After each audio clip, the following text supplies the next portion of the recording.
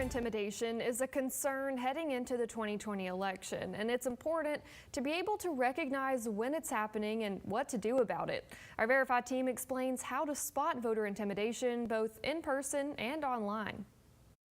Some social media posts are adding to election confusion by claiming to show scare tactics at the polls. The irony here is that many of these posts are actually scare tactics themselves. They aren't based in reality and make people doubt whether the polls are safe.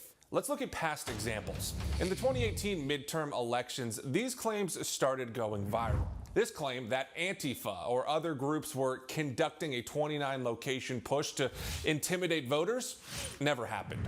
Here's a story about white nationalists gearing up in advance of the vote. Never happened.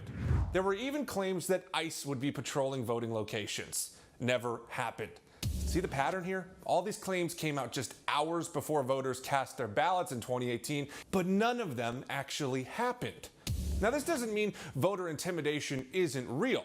Most states do allow people to campaign outside a polling location as long as they're outside a predetermined distance. Where it becomes a problem, according to the Brennan Center for Justice, is when people start blocking access to the polls or taking photos of voters' license plates and even threatening acts like brandishing weapons. Here's what federal law defines as voter intimidation. Anyone who intimidates, threatens, coerces with the purpose of interfering with someone else's right to vote is breaking U.S. law and can be fined and imprisoned.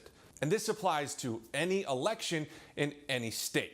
So if you see anything that looks like voter intimidation at your polling location, first call your local law enforcement. And here's the number for the Department of Justice's voting division. Part of their job is to investigate and stop voter intimidation.